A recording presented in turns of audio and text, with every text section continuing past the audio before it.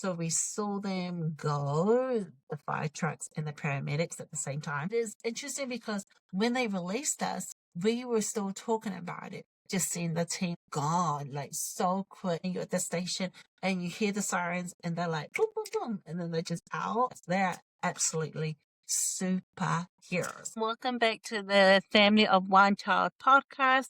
I'm Fuller. This episode is for you. You are a mom and you are a community builder, meaning that you are wanting to build friendships, you want to connect with people in your local community because you are a community builder. Well, here it is. One of the things when I was building my little local adventures group many years ago when my daughter was a toddler, one of the field trips that I took my group was the fire station. Yes, the fire station in your local area. The reason why I chose the fire station for me and my child is when she was a toddler, I wanted her to see a firefighter up close, also the truck. And because she sees the siren, she hears it. You know, she sees them. We see them zipping on down when they need to go for an emergency and also the ambulance. I wanted her to have a positive opportunity as well. And also there were some questions that I know when I was there, I wanted to ask them. So if you have or able to visit your local firefighter station, then I would really encourage you. So when you call, once again, I let them know who I am and the group. You want to let them know what type of group you have because I'm sure they get many schools, different organizations, and even different homeschool groups. But because we weren't a homeschool group, we're a local community group made up of grandparents, and we did have some homeschool and some moms. I just told them I am a group that is called Little Local Ventures. And if you don't have a name, that's okay.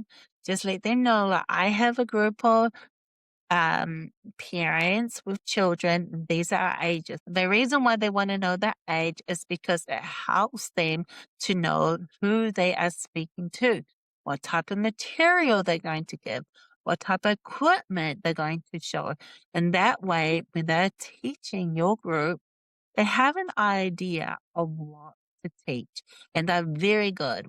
I have been on more than more than 5 trips, probably maybe 7 or 8, maybe more. I mean, I took a lot of group and all were positive and all at different types of age groups. So it's very important that you tell them what are you wanting to learn too. Maybe you have something in mind or you know your group more. Maybe it's just the equipment you want to focus on or you're interested in the procedure, like the time you may have a child who absolutely loves the sound, how fire trucks are made. It's not so much of what they do. Fire truck itself is like a magical transportation. You can let them know you have a child or a group of kids who want to know the ins and outs. So your questions will be catered to more of that. I'm sure there are many wonderful teachers, firemen who know their equipment. Letting the kids see up close. They're using all their senses. They're seeing, hearing, smelling everything. And it's wonderful that you get to interview a wonderful firefighter in your local community. And another thing is you might have more than one fire station. Now, in my local community, we have 3. And only one of them has a sliding pole, but they all have an ambulance. We got to see the paramedics because both are very important. Both go to the fires and emergencies together. So we not only got to learn about the fire trucks, the firemen, and the equipment they use, but then they also gave us time to learn about the ambulance, the equipment they use, What does it look like? And we ask questions about that as well. For your local fire station, it may be different. Just might have firefighters and not paramedics. It might be a totally different location altogether. But if you're able to visit that location where the paramedics are, where they keep the ambulance, I would recommend that as well. We had a positive experience.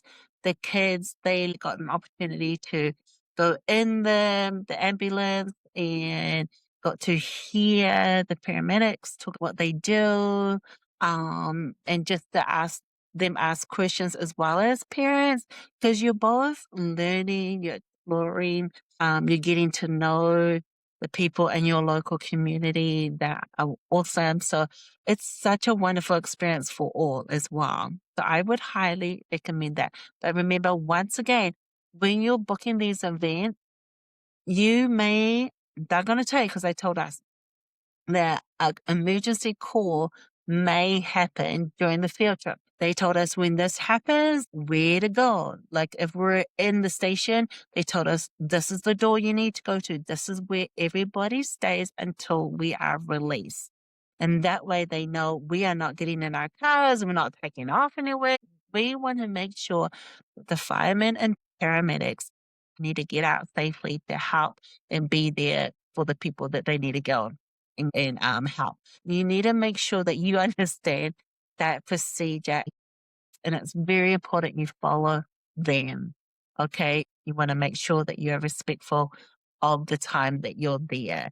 It's very interesting because one time they did have an emergency call. We saw them go, the fire trucks and the paramedics at the same time. And then once they released us, we left. It's interesting because when they released us, we were still talking about it with our children. This is what happened. This is what they had to do. And the kids, from their perspective, looking at it, just seeing the team come, they were gone like so quick. They was professional. And it was great to see. I mean, when you see them and you're at the station and you hear the sirens and they're like, boom, boom, boom, and then they're just out. I felt secure, like, oh my goodness, they're absolutely superheroes. We're always thankful for our firemen and our paramedics. They are amazing, amazing, amazing. And one other thing too, the person who I did the booking with, we would like to say thank you. We wanted to do something different. So I asked them, is there a meal we could give? Is there something that we could provide, like some steaks or maybe something yummy other than like a cake or I don't know. So I asked for ideas. Is there a way we can just say thank you to our local firemen? After we leave, we just give them a gift to say thank you. But I also went to our local supermarket and I said, we are having a trip to the local fire station and we contributed to this. Would you like to contribute also to the fire station? So I remember they gave us some stuff and we were able to purchase some food for them, something that we asked what is some ideas that we could contribute to and just give as a thank you. Now they were so grateful because they would say, oh, it's okay, but we weren't going to say no. Just something very simple. And we don't want to make it complicated, but if you can get others involved in your local community to support your fire station, paramedics, to say thank you, I'd say it's good because you're getting to know your community, you're building connections. So that might be an idea. Just letting you know there's always different ways you can go about this. Before I continue on anymore, I just want to give a shout out to the mamas who have listened to the last episode. Remember, if you listen to the last episode, I'm going to give a shout out to you. Okay, and here we go. One, I'm going to give a shout out to Sao Paulo in Brazil, Uppsala in Sweden, Boardman, Oregon, one in Meriden, Mississippi, Scottsboro, Alabama, Houston, Texas, Windsor, Connecticut, Midlothian, Texas, Columbus, Ohio, and Denver, Colorado. I'm going to say that again. So these are the moms that listened to the last episode, and I'm going to give you a shout out to you. There's Sao Paulo, Brazil, Uppsala in Sweden, Boardman, Oregon, Meridian, Mississippi, Scottsboro, Alabama, Houston, Texas, Windsor, Connecticut, Miscellaneous, Miscellanean. Oh my goodness. I'm very sorry, but hello, Texas, Columbus, Ohio, Denver, Colorado, and Goshen, Indiana. I just want to say thank you so much for being part of this community, the Family of One Child podcast. I am so grateful that you all take time to listen, whether you're driving in the car, doing the laundry, or maybe you're like, I just want to put this on because this woman helps me go to sleep. Either way, the fact that you take time to press play and look for this, the Family of One Child podcast. I mean, I am so grateful. So, Mama, you are listening because you're a community builder. So remember, when I share these stories or tips or hacks, you can go to joyfulgatherspress.com where you'll find the resources. Okay. It's digital. So you can download the resources. They're free resources. And there's also resources with a $22 bundle. Now, in the $22 bundle, you're just going to get more detail, but also you're going to get one of the books that I wrote, the period book. So if you have a girl between 9 and up and you wanted to talk about your first period, it's also a coloring book and it has some prompts. This would be a good book that you can both read together. It's not clinical. It's a simple book that introduces. This book is an icebreaker series that helps you introduce the topic, the period. So I recommend get this book out. It has lots of good. It has some pros. And also it has coloring pages right here. So it helps you connect. It helps you discuss that, have that conversation where it might feel awkward. You're like, well, how am I going to talk to a parent about my child? How do I go about it? This is an icebreaker book. It's a simple way to introduce that topic that may feel a bit like, this is it. Okay. And it's a good book. My daughter read it. She liked it. She said, don't make it too long, Mum, because apparently I talk too much. That's what she said. She said, keep it short, keep it brief, and keep it amazing. Okay, I added the brief and amazing because I learned it from somewhere else, but she said, keep it short. There you go. Okay, so the next one is, remember, when you go to these field trips, have fun. And if it doesn't turn out the way you want, because sometimes with the mini groups I work with, right? Sometimes the littles, they get really tired. So if a fireman, depending on who they're talking to, because you've got some littles, high school students or middle group, you get a variety, right? With your 2 to 3 families. It's okay if the littles get restless. If I was doing it again, I probably would give them something to keep them quiet, and I would just let them sit down on the floor. And so that way the older ones had the opportunity to learn and I had the littles. Or what we did was, because we had like an older group, we had like, I think the ages, we had toddlers and preschoolers, and then we had the 10 and the 14-year-olds, and there were quite a few students in each group. So what we did was we knew that the older kids wanted to learn and talk and discuss more with the littles. They just wanted to jump on their fire truck or learn more about the ambulance, jump on. They wanted just to jump on the equipment. So we were able to split the group, and that helped. So one because they had to stop at the time. So we asked them, could we just split the group? Because if we just talk with the old ones, with the little, they're like, please, I gotta keep on. When are we gonna go in the fire truck? When are we gonna go in the fire truck? When are we? It is like, shh, shh, shh, shh, shh, shh, shh.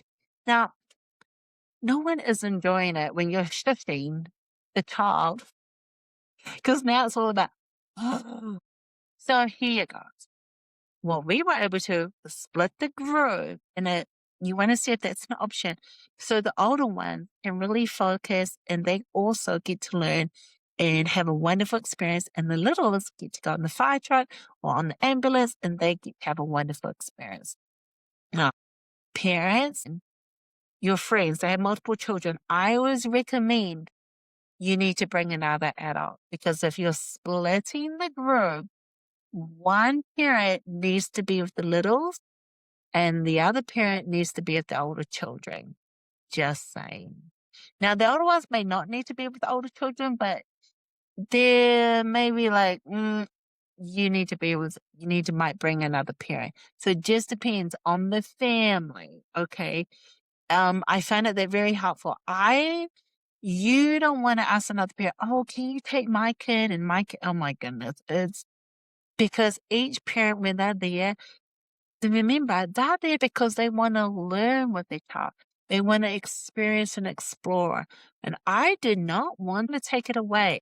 So when you are creating with your 2 to 3 families and you go into the fire station, and if you have to split the group up, and you make sure that if one of the families, they have multiple children, they need to bring an extra parent to make sure that they are taking care of their own kids. Don't put that responsibility on you. Do not put that responsibility on another parent that's not, and that's not their kids. Because each family needs to make sure that they're having a good time, they're learning with their child, okay?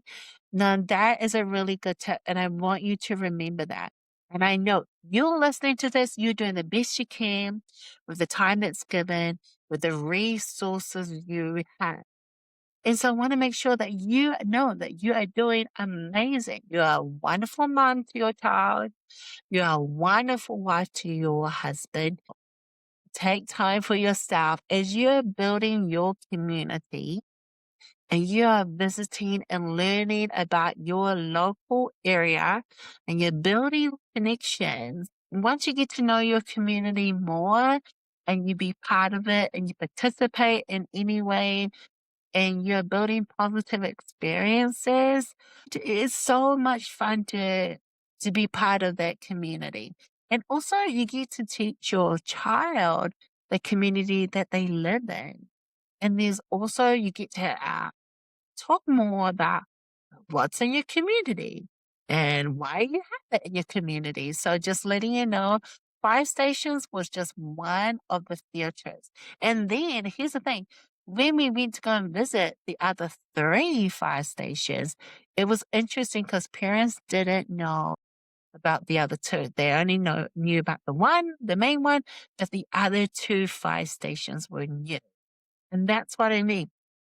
When you discover things in your local community, it brings up like, wow, I didn't know that about our community. That's interesting. Or then they might ask, what's different about this station? Or why is it we have this one and not that? See, there's so many different things you get to live, discover and explore in your community.